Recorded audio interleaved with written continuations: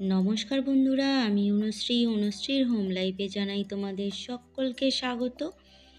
তোমাদেরকে সাথে নিয়ে চলো আর একটা নতুন দিন শুরু করি। ব্লগটা শুরু করতে অনেক বেলা হয়ে গেল, একদম রান্না বান্না দিয়ে শুরু করলাম। করে নেব আজকে ফুলকপি মাছ দিয়ে হালকা পাতলা ঝোল। ও আলু আর ফুলকপিগুলো আমি একসাথে কষিয়ে নিচ্ছি। আর এই যে মাছগুলো আমার ভাজা হয়ে গেছে, সেগুলো রেখে দিয়েছি। দেখো বন্ধুরা, কপিটা আলুটা ছোকে আর লবণ, লঙ্কা গুঁড়ো, হলুদ গুঁড়ো দিয়ে ভালো করে কষিয়ে বসিয়ে দিয়েছিলাম সিদ্ধ হতে। সেদ্ধটা আমার হয়ে গেছে, এবার নামিয়ে সাম্বার দিয়ে নেব। তাহলে চলো রান্নাটা করি, আর তোমরাও দেখতে থাকো আমার ভিডিওটা। তেলটা ভালোই গরম হয়ে এসেছে, একটা শুকনো লঙ্কা দিয়ে দেব, আর দিয়ে দেব একটুখানি পাঁচফোড়ন। একটুখানি বলতে এই যে এতটা মতো পাঁচফোড়ন।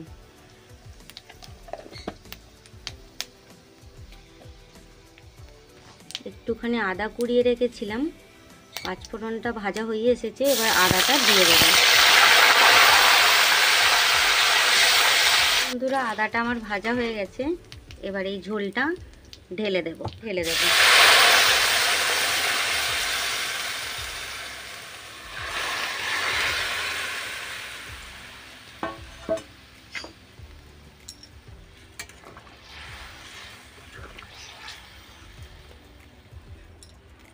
দেখো বন্ধুরা, ঝোলটা আমার ফুটেই এসেছে।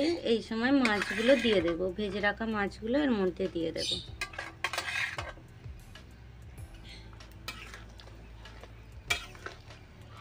দিয়ে ভালো করে ফুটিয়ে নামিয়ে নেব।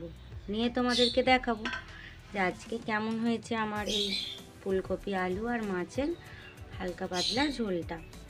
এর মধ্যে দিয়েছি খাবার সোডা, লবণ আর বেসন তো আছেই, আর অল্প পরিমাণে জল দিয়ে একটা ব্যাটার তৈরি করে নিয়েছি।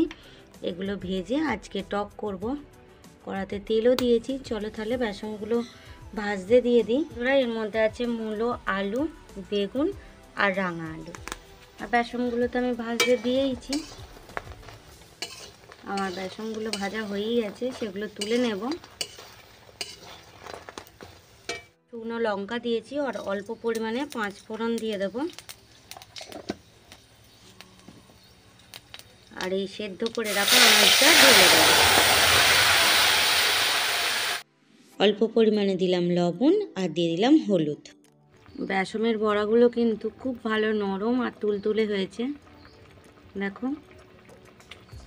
দিয়ে দেবো ওতে গুড়, তোমরা চাইলে চিনি ব্যবহার করতে পারো, আর এটা দেবে তোমরা তোমাদের টেস্ট অনুযায়ী। বন্ধুরা, তরকারিটা নামিয়ে নেওয়ার পরে ঠিক এরকম দেখতে হয়েছে আমার মাছের ঝোলটা ফুলকপি আলু দিয়ে। কেমন হয়েছে তোমরা অবশ্যই জানিও। বন্ধুরা, এই হলো আমার সব রকম সবজি দিয়ে আর বেসন বড়া দিয়ে টক। কেমন? রেস্ট নেওয়ার আর সময় নেই, কাজে লেগে পড়তে হবে, নাহলে অনেক বেলা হয়ে যাবে। আর এই যে ফুলগুলো অনেক দিন ফুটেছিল, এগুলো শুকনো হয়ে গেছে, এগুলো তাই আমি টুকে ফেলে দেব।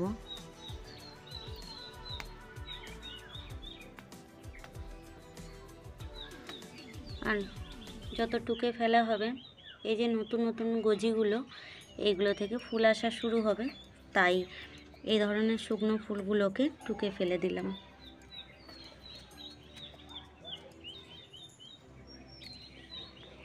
গোলাপ ফুলটা যখন কিনেছিলাম একটু ছোট ছোট ছিল, কিন্তু এই গোলাপ ফুলের কালারটা আর বাঁধনিটা আমার খুব প্রিয় ছিল, মানে পছন্দের হয়েছিল, সেই কারণে নিয়েছিলাম। আর দেখো, আর এটা থেকে কিন্তু খুব সুন্দর গন্ধ বেরোয়। এই যে ভার্বেনা গাছটা আমার ভালোই ফুল দিচ্ছিল, এখনও অনেক ফুলই ফুটে আছে, কিন্তু এই যে মাঝখান থেকে এই ডালগুলো কেন শুকিয়ে গেল বুঝতে পারলাম না। ঠিক এই মাঝখানটা থেকে একবার পিঁপড়ে লেগেছিল, তারপর থেকেই এই ডালগুলো শুকনো হতে আরম্ভ করলো, কিন্তু বাকিগুলো এখনও ঠিক আছে। দানাগুলো শুকনো হয়ে গেছে, আর শুকনো হলে এবার ফেটে পড়ে যাবে, তাই এগুলোকে একটু গুছিয়ে তুলে নিচ্ছি। এই যে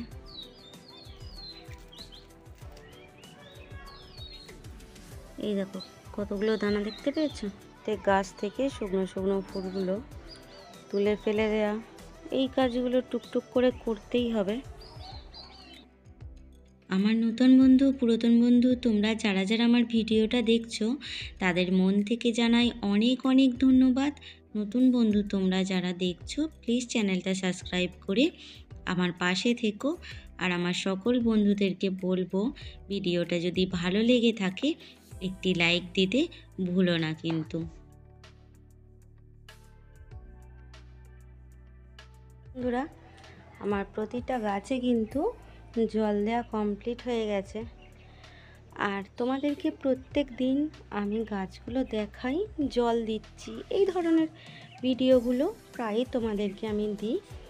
প্রায় কেন, ধরতে গেলে রোজই দিই, কিন্তু এর আগেও আমি অনেক কাজ করে থাকি। যেমন এই যে গোড়ার দিকে পাতাগুলো শুকনো হয়ে গেলে সেগুলো পরিষ্কার করা। তারপরে এর মধ্যে কিন্তু আমি একদিন সার দিয়েছি, সেটাও দেখানো হয়নি। তারপরে ধরো শুকনো ফুলগুলোকে ছিঁড়ে ফেলা, এই জায়গাটা পরিষ্কার করা। এই যে ফুলের পাপড়িগুলো আজকে ছিঁড়লাম, যেমন অপরিষ্কার হয়ে রয়েছে, একে একটু পরিষ্কার করা, এই ধরনের আগাছা পরিষ্কার করা, এই ধরনের কাজগুলো আমি করি, কিন্তু তোমাদেরকে সেগুলো দেখানো হয় না বা হয়ে ওঠে না সব সময়। আর বেশ সারা দুপুর ধরে আমি কিন্তু এই কাজগুলো করি। হয়তো প্রতিদিন আগাছা পরিষ্কার থাকে না, প্রতিদিন শুকনো ফুল থাকে না, কিন্তু তা হলেও বেশ সময় এদেরকে দিতে হয়। তাই কি বলতো, যে জিনিসটা অতি যত্নে অতি আদরে মানুষ করে সেই জিনিসটা সবার সঙ্গে শেয়ার করে নিতে সবারই খুব ভালো লাগে। সেটা রান্নাই বলো, সেটা গাছ বলো, পশুপালন বলো, পাখি বলো, সবজি চাষ, যাই বলো, যে কোনো বিষয়ে যেটা মানুষ মন থেকে খুশি করে করে সেটা সবার সঙ্গে মনে হয় যে ভাগ করে নিলে আনন্দটা হয়তো আরও বেশি, আরও দ্বিগুণ হয়ে উঠবে। তাই আমি প্রত্যেকটা দিনে এই আমার ছোট ছোট খুশিগুলো, ছোট ছোট আনন্দগুলো, ফুলের কুঁড়ি থেকে আরম্ভ করে ফুল ফোটা পর্যন্ত প্রত্যেকটা মুহূর্ত আমি তোমাদের সঙ্গে শেয়ার করি। এটা আমার ভালো লাগে, আর হয়তো তোমাদের সবারই ভালো লাগে। হয়তো কেন বলছি, ফুল ভালোবাসে না এমন কেউ হয় না। হ্যাঁ, হয়তো সময়ের অভাবে কম বেশি দেখা হয়, সেটা আলাদা ব্যাপার, কিন্তু তোমরা যে আমার বাগানটিকে খুব ভালোবাসো সেটাও আমি মন থেকে বিশ্বাসও করি এবং মানিও। তাই তোমাদেরকে দেখাতে প্রত্যেকটা দিন আমার এত ইতস্তত বোধ হয় না, নিজেকে মনে হয় না যে আমি কাউকে রোজ রোজ দেখিয়ে, বলে না, বোর করে দেয়া, কষ্ট দিয়ে দেয়া, এগুলো করছি। তাতেও যদি তোমাদেরকে প্রত্যেকটা দিন ফুলগুলো দেখিয়ে আমি কষ্ট দিয়ে ফেলি, তার জন্য মন থেকে অনেক অনেক দুঃখিত, ক্ষমা প্রার্থনা করছি। আর তোমরা আমাকে ছোট বোন, দিদি, বন্ধু যাই বলো ভেবে নিয়ে ক্ষমা করে দিও। ব্যাস এইটুখানি বলার ছিল, মনের সব কথা তোমাদেরকেই বলে দিলাম।